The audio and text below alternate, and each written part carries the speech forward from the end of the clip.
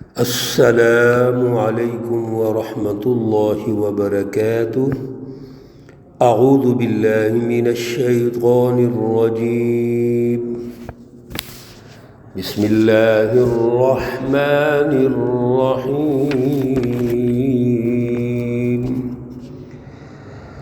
افحسبتم انما خلقناکم عبثا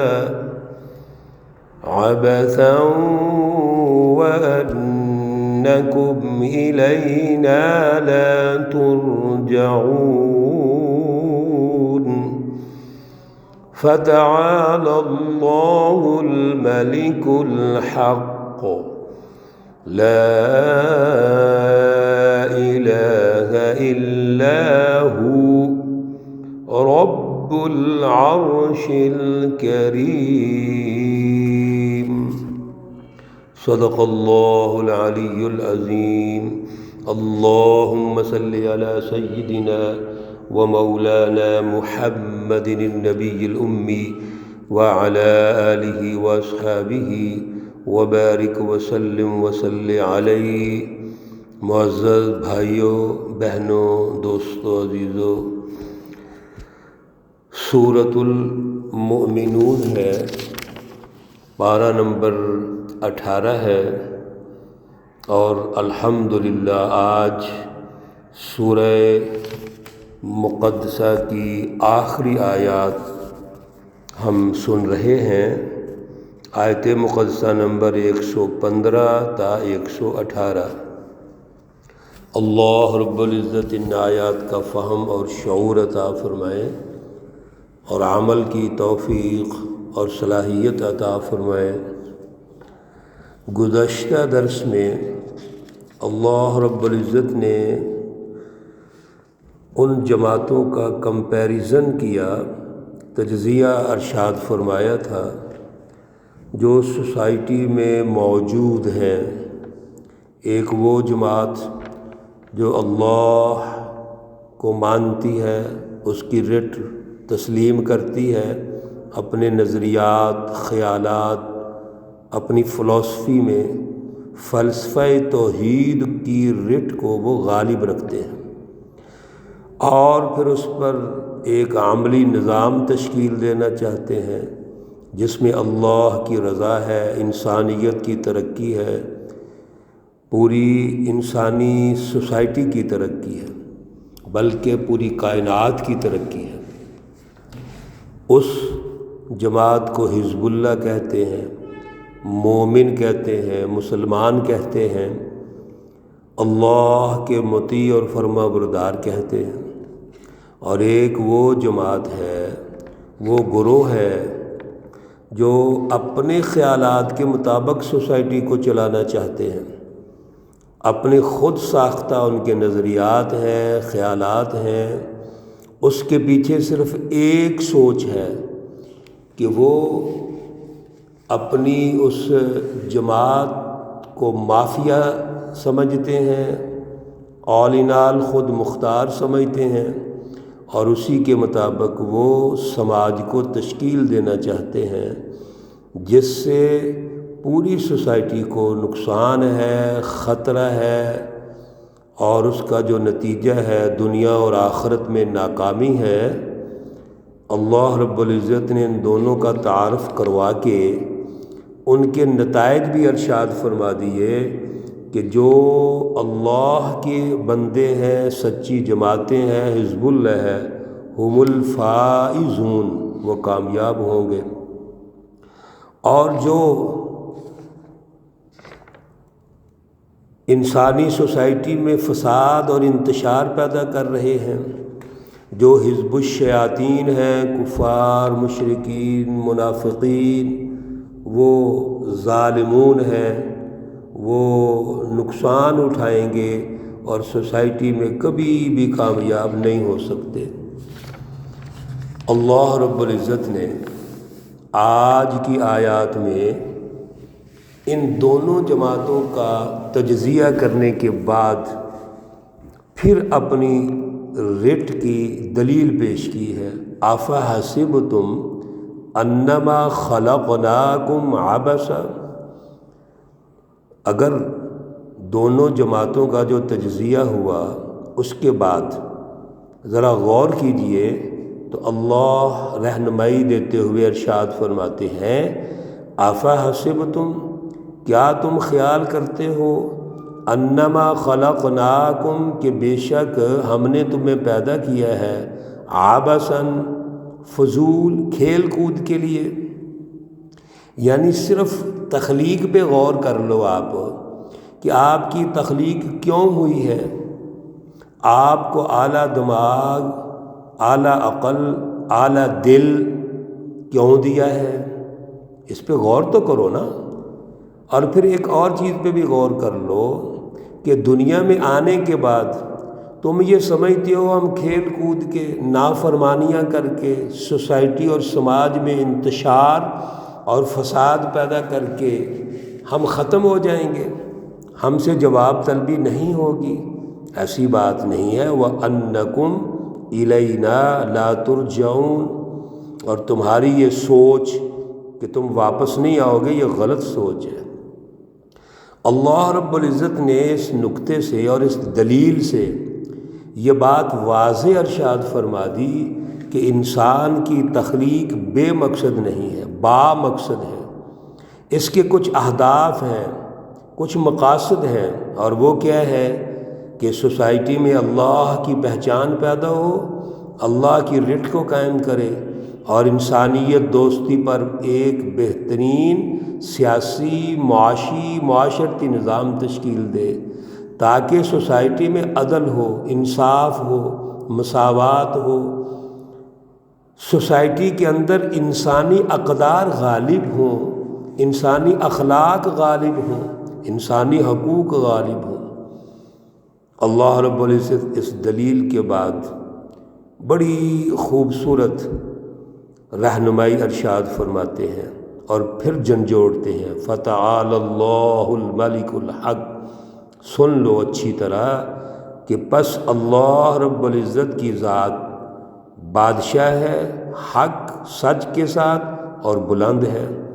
اللہ کی بادشاہت ہے، اللہ کے اختیارات ہیں، اللہ ہی کی بادشاہی سچی ہے اور وہ غالب ہے. لا الہ الا ہو، کوئی حاکم نہیں، کوئی معبود نہیں مگر وہی ہے. رب العرش الکریم، وہ عرش کریم کا رب ہے، اس عزت والے تخت کا رب ہے جو بلند و بالا ہے. وَمَن يَدْعُ مَعَ اللَّهِ إِلَٰهًا آخَرَ، اور جس نے بھی اللہ رب العزت کے ساتھ کسی اور کو بطور معبود اور حکمران پکارا، لا برہان لہ بھی، اس کے پاس اس کی کوئی سند نہیں، کوئی دلیل نہیں ہے. فَإِنَّمَا حِسَابُهُ، پس سن لو پھر یقیناً، فَإِنَّمَا، پس یقیناً، حسابہ عند ربی، اس کا حساب ہوگا اللہ کے پاس. انہ لا یفلح الکافرون، بے شک جو کافر لوگ ہیں کبھی کامیاب نہیں ہو سکتے. پھر اللہ نے نتیجے کے طور پر یہ واضح ارشاد فرما دیا کہ یہ کافرین، منکرین، مشرکین، منافقین، حزب الشیاطین لا یفلح، کامیاب نہیں ہو سکتے. پہلے بھی کئی دفعہ گزارش کی ہے، دنیا کے اندر اگر ان کی کامیابی ہمیں نظر آتی ہے تو وہ جزوی اور عارضی ہوتی ہے. آج جھوٹوں کا نظام ہے، جھوٹے غالب ہیں، لٹیرے، چور، ڈاکو سسٹم پر غالب ہیں، تو ایسے لگتا ہے جیسے انہوں نے مستقل غالب رہنا ہے. جب ظلم غالب ہوتا ہے، ظالم حکمران، اشرافیہ غالب ہوتے ہیں تو وہ ماحول کو اپنے مطابق بنا لیتے ہیں، غلامی والی سوچ پیدا کر دیتے ہیں، شرک اور کفر کی سوچ پیدا کر دیتے ہیں، نفاق کی سوچ پیدا کرتے ہیں، مفاد پرستی کی سوچ پیدا کرتے ہیں، خود غرضی اور لالچ کی سوچ پیدا کر دیتے ہیں. تو شعور ختم ہو جاتا ہے، شعور سلب ہو جاتا ہے. بظاہر ایسے لگتا ہے جیسے ان کا استقلال ہے، مستقل رہیں گے. یہ ایسی بات نہیں ہے. تاریخ انسانیت گواہ ہے کہ یہ عارضی اور جزوی ان کی اقتدار اور حکومتیں ہوتی ہیں۔ اللہ رب العزت تو مسلسل ہمیں رہنمائی دے رہے ہیں کہ یہ کامیاب نہیں ہو سکتے، یہ ناکام ہوں گے، کبھی بھی کسی شکل میں کامیاب نہیں، اگر ہیں تو عارضی ہیں۔ وَقُلْ رَبِّ اغْفِرْ وَارْحَمْ، آپ کہیے اے میرے پروردگار معاف فرما دے، بخش دے، وارحم اور رحم فرما، وَأَنْتَ خَيْرُ الرَّاحِمِينَ اور تو بہترین، سب سے بہتر رحم کرنے والا ہے۔ اللہ نے سچی جماعت کو پھر رہنمائی ارشاد فرمائی، تاکید فرمائی کہ آپ اللہ سے اپنا تعلق مضبوط رکھیے۔ اللہ رب العزت سے ہمارا تعلق مضبوط ہونا چاہیے۔ کیسے؟ ہر وقت اللہ کی یاد، ہر وقت اللہ سے جڑ جانا ہے، اللہ سے رہنمائی لینی ہے، اللہ رب العزت سے رہنمائی لے کر اسی صراط مستقیم پر چلنا ہے، اسی کے مطابق اپنی سوچ بنائیے، اپنے نظریات بنائیے، اپنے خیالات کو ڈھالیے اور اپنے عمل و کردار کو ثابت کر دیجیے۔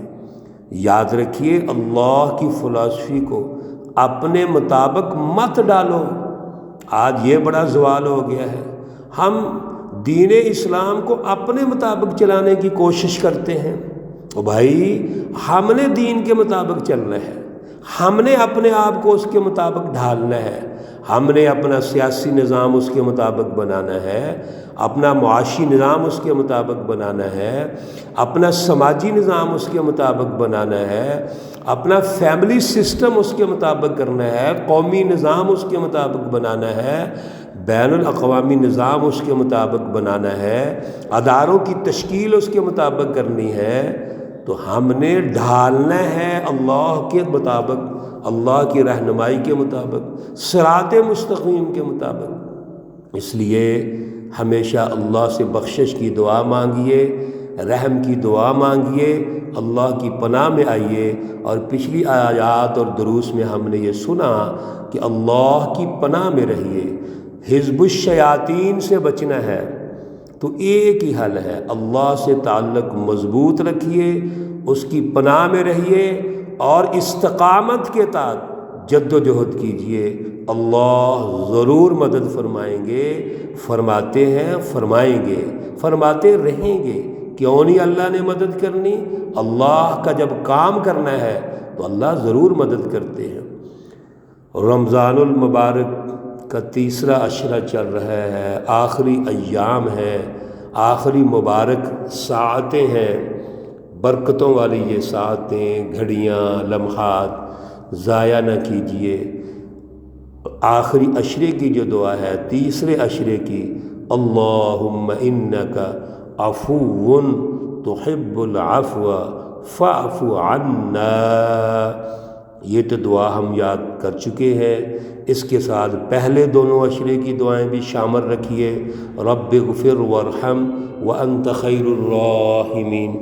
دوسرے عشرے کی دعا، استغفر اللہ ربی من کل ذنب واتوب الیہ، اور اپنے دل کی عاجزی کے ساتھ جو ضرورت ہے، جو طلب ہے، مانگ لیجئے، مانگنے والا کہہ رہا ہے مانگ لیجئے۔